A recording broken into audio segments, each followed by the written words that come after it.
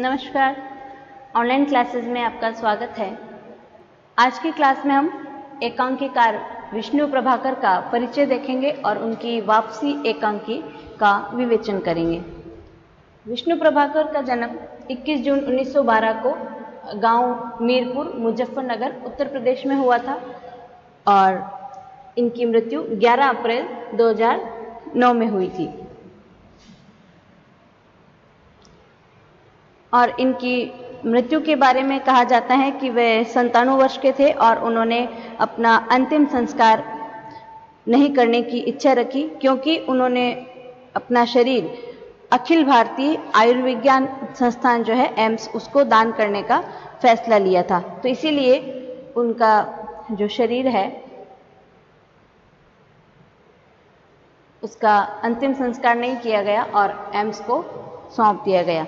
तो उनके उपन्यास अर्धनारीश्वर के लिए साहित्य अकादमी पुरस्कार उनको मिला था और उनका लेखन देशभक्ति, राष्ट्रीयता और समाज के उत्थान के लिए जाना जाता था।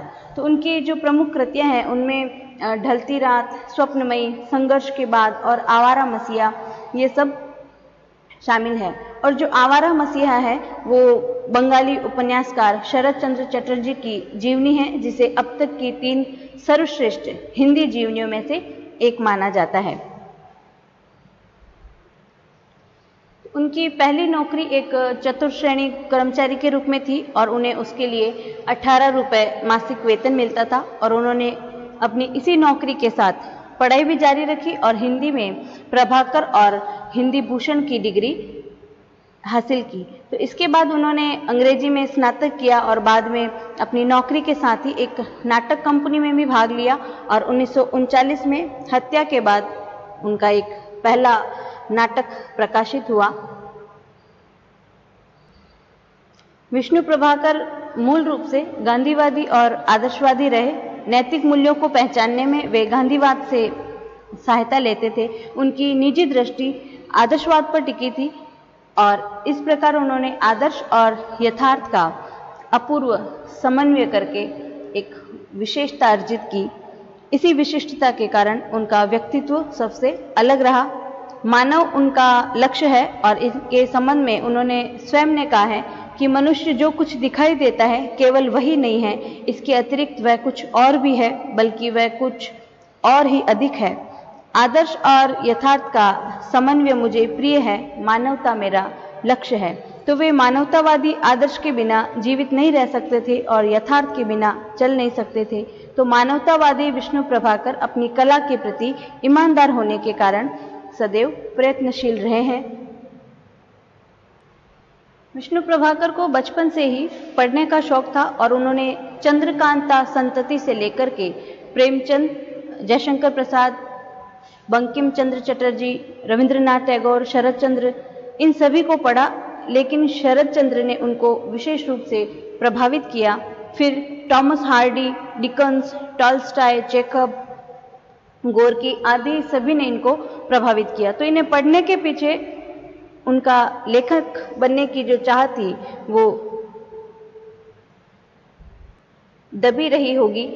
तो प्रारंभ में आर्य समाज के सुधारवादी दर्शन का प्रभाव उन पर पड़ा और मनुष्य के संस्कारों में घर, परिवार, परिवेश, संघर्ष सभी का साथ होता है और उनके संस्कारों का लेखकीय संस्कार के निर्माण में थोड़ा बहुत हाथ रहा। विष्णु प्रभाकर के साहित्य सृजन की एक बड़ी प्रेरणा उनका देश विदेश में भ्रमण रही थी और वो यायावर प्रवृत्ति के व्यक्ति रहे हैं और अनुवाद और संपादन का कार्य भी वे करते रहे। साहित्य कृतियों के लिए उन्हें कई प्रकार के पुरस्कार भी मिले। उन्होंने उपन्यास, कहानियाँ, नाटक, एकांकी, जीवनी, संस्मरण, निबंध, बाल साहित्य, कई प्रकार की रचनाएं की। और प्रेमचंद के बाद विष्णु प्रभाकर एक ऐसे रचनाकार हैं जिन्होंने सबसे अधिक कहानियाँ लिखी। उनको कई प्रकार के पुरस्कार भी मिले, जैसे सोवियत लैंड पुरस्कार, पाब्लो नेरुदा सम्मान, उत्तर प्रदेश तुलसी पुरस्कार, हरियाणा सूर पुरस्कार, दिल्ली साहित्य कला परिषद सम्मान, रोटरी क्लब दिल्ली द्वारा सम्मान और काशी नागरी प्रचारिणी सभा द्वारा ताम्रपत्र दिया गया। विष्णु प्रभाकर का हम अगर एक उपन्यास के रूप में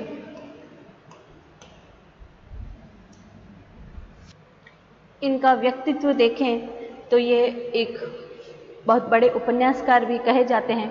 इनके उपन्यासों के नाम इस प्रकार हैं: निशिकांत, तट के बंधन, स्वप्नमयी, दर्पण का व्यक्ति और कोई तो उपन्यास।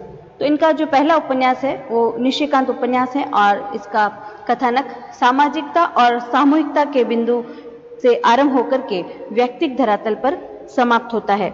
और जो तट के बंधन उपन्यास है उसमें भारत और पाकिस्तान में फंसी जो नारियां हैं उनकी मानसिक यातनाओं का चित्रण उसमें इन्होंने किया है। तो नारी जीवन के त्रासदी को बताने की ये कोशिश करते हैं और इसके साथ ही नारी को स्वयं अपने पद का निर्माण करने की प्रेरणा भी वो तट के बंधन उपन्यास में देते हैं। और जो स्वप्नमयी उपन्यास है इनका, उसमें भी इन्होंने नारी समस्याओं को ही उजागर करने का प्रयास किया है। और जो दर्पण का व्यक्ति उपन्यास है, इस उपन्यास में की जो कहानी है वो पूरे एक पत्र में सिमटी हुई है। इसमें पुरुष मेधा समाज में नारी की जो निम्न स्थिति है, विधवा विवाह, सुहाग की जो विडंबना है या विवाह विच्छेद है आदि कई प्रकार की जो सामाजिक समस्याएं हैं उनका चित्रण करते हुए और विरोधाभास का उल्लेख उन्होंने इसके अंतर्गत किया है। फिर इनका जो कोई तो उपन्यास है ये भी मध्यम वर्गीय नैतिकता का पर्दाफाश करने वाला उपन्यास कहा जाता है।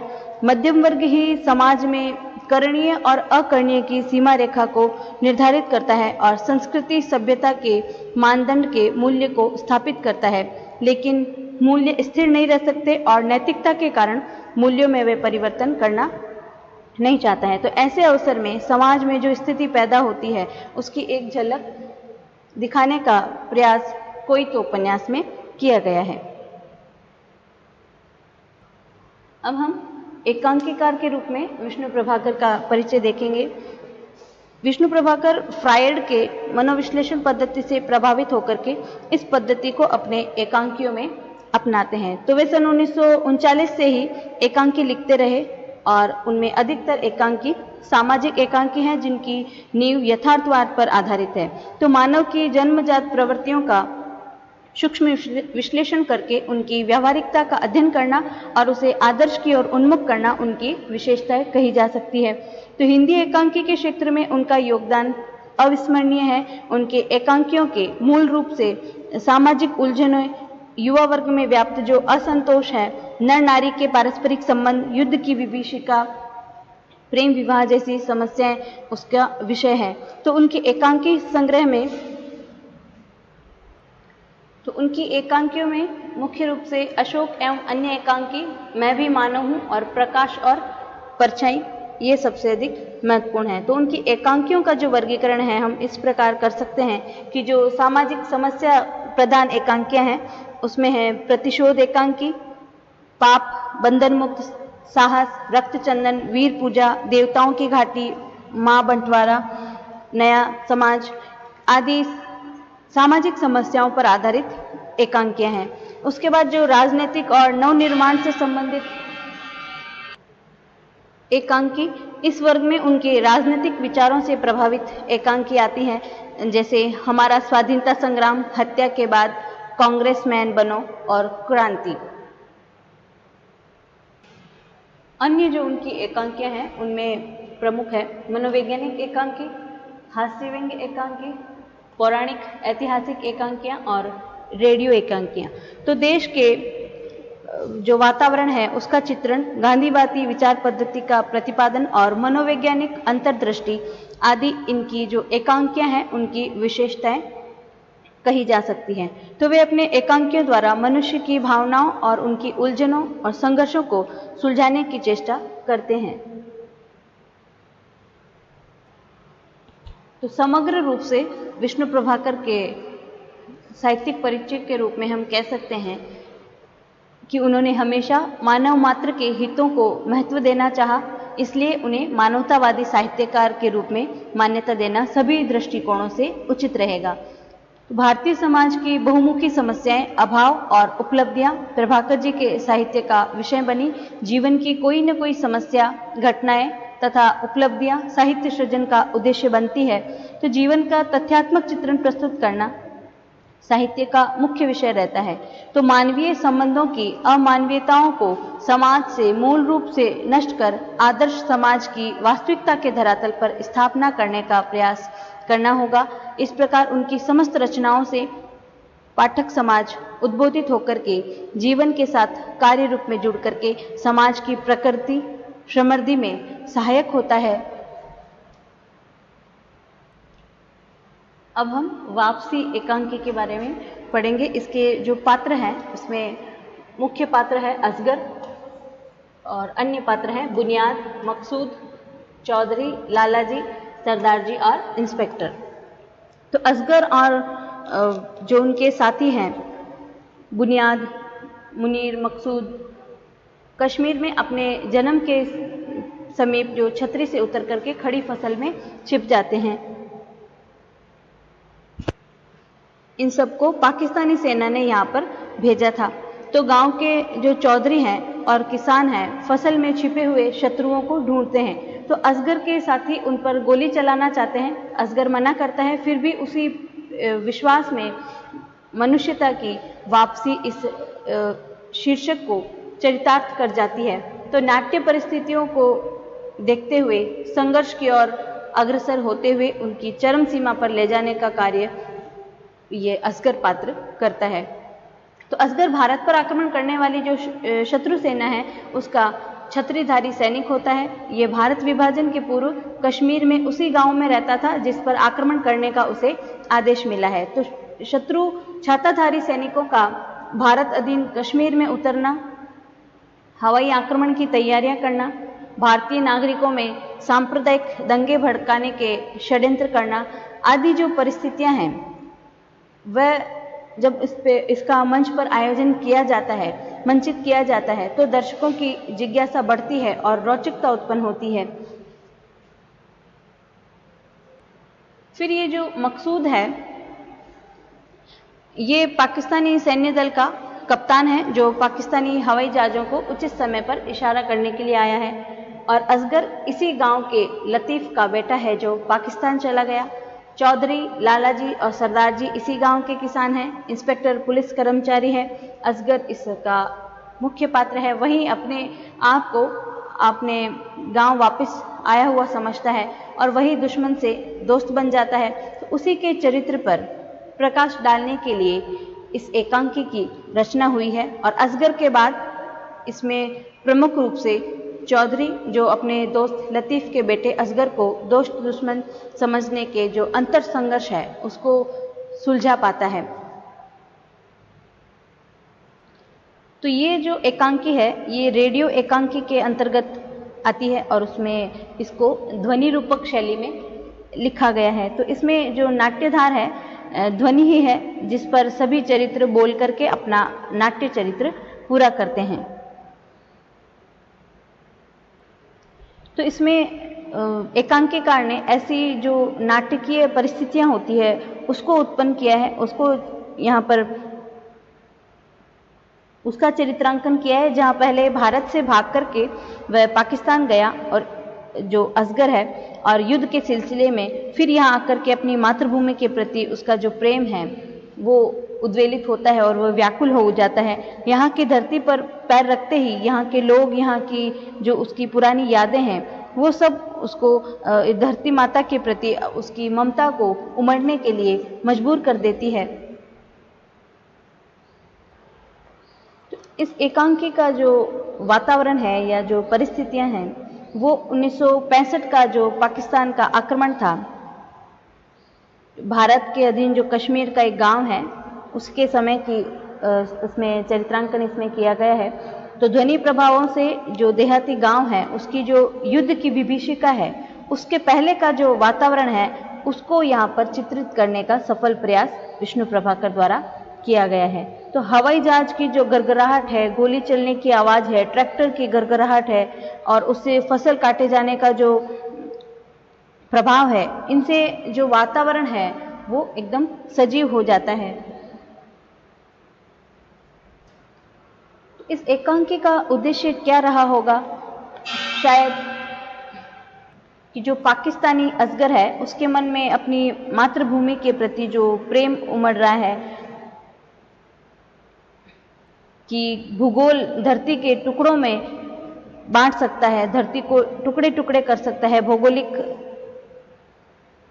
जो परिस्थितियां हैं उससे जुड़ी जो मानवीय संवेदनाएं हैं अपनी मातृभूमि के प्रति, उसको जो है उसका भौगोलिक रूप से उसका बंटवारा नहीं किया जा सकता। तो सुबह का भूला अजगर शाम को वापस लौट आता है और एक साझी सांस्कृतिक विरासत और एक दो संस्कृतियों के समन्वय की बात अपने मन में रख करके वह वापस आता है और भारत के लोगों से जुड़ करके उनकी जो राजनीतिक सीमाएं हैं उनको वह अलग करने का प्रयास करता है। तो कुल मिलाकर के इस एकांकी के माध्यम से विष्णु प्रभाकर ये कहना चाहते हैं कि भारत और पाकिस्तान भले ही दो हिस्सों में बंट गए हैं, लेकिन दोनों तरफ रहने वाले लोगों के मन में अभी भी अपनेपन की भावना है। इस क्षेत्र में रहने वाले उस तरफ चले गए हैं और उधर रहने वाले इधर आ गए हैं। तो इनकी आपस में बहुत सहानुभूति है और उस तरफ के इस तरफ आए लोगों के मन में वहाँ के लिए सहानुभूति है। तो जमीन बंट सकती है, जमीन का बंटवारा किया जा सकता है, बीच में दीवारें बन सकती है, लेकिन जो लोगों की जो भावनाएं हैं उनको नहीं बांटा जा सकता है। और 1947 में जब वह असगर पाकिस्तान गया था और 1965 के युद्ध में दुश्मन बनकर के वे वापस आता है, लेकिन यहाँ की जो पावन धरती है उसको छूते ही उसका जो मन है वो बदल जाता है और उसकी भावनाएं भारत की मिट्टी से जुड़ जाती है और एक विचारधारा, एक दो संस्कृतियों का समन्वय और जो साझी परंपराएं हैं उनका अनुसरण करने वाले लोगों के दिलों को कभी नहीं बांटा जा सकता है। यही एकांकीकार इस एकांकी के माध्यम से कहना चाहते हैं। अब हम इनके इस एकांकी के प्रश्न देखते हैं जो कि पिछले सालों में 5 साल में आते रहते हैं। इसी एकांकी से इनके प्रश्न ये इम्पोर्टेंट है। तो ये जो एकांकी है वो किस विधा के अंतर्गत आती है, किस प्रकार का रूपक है ये, तो उसमें हम कहेंगे कि एक रेडियो रूपक है। ठीक है, फिर इसके रचनाकार कौन है, एकांकीकार कौन है, विष्णु प्रभाकर। और इनकी मूल संवेदना क्या रही, तो वापसी एकांकी का जो मुख्य पात्र है असगर, भारत पाकिस्तान के विभाजन के बाद में वह 1947 में पाकिस्तान चला जाता है, लेकिन 1965 में एक सैनिक के रूप में वह वापस जब भारत आता है तो पुलिस के आने पर वह आत्मसमर्पण कर देता है और उसको भारत की भूमि से प्रेम हो जाता है। तो यही जो धरती के प्रति प्रेम है और सांप्रदायिक सद्भावना की जो प्रवृत्ति है उसी को व्यक्त करना इस एकांकी की मूल संवेदना कही जा सकती है। तो इस एकांकी के शीर्षक से क्या तात्पर्य है, एकांकी का जो शीर्षक वापसी रखा गया है तो इससे लेखक क्या कहना चाहते हैं, तो इसका तात्पर्य यही है कि हिंदुस्तान और पाकिस्तान भले ही दो हिस्से में बंट गए हैं, लेकिन दोनों तरफ की जो जनता है उनके मन में अभी भी अपनेपन की भावना विद्यमान है और उसको कोई नहीं हटा सकता। एक प्रश्न यह कि वापसी एकांकी में भारत और पाकिस्तान के आक्रमण का क्या कारण दिखाया उन्होंने, तो इस प्रकार प्रश्न आ सकता है कि भारत पाकिस्तान के आक्रमण का क्या कारण था, वापसी एकांकी के आधार पर बताइए। तो उसमें हम लिखेंगे कि जो ये एकांकी है वापसी, जिसके एकांकीकार हैं विष्णु प्रभाकर, इसमें एक ऐसे पाकिस्तानी सैनिक असगर के जो मानसिक भावनाएं हैं उनके अंतर्द्वंद का चित्रण उन्होंने किया है कि जिसका जो वतन है वो कश्मीर का एक वही गांव है जहां उसका जन्म हुआ था और वह वहां पे उसका पालन पोषण हुआ।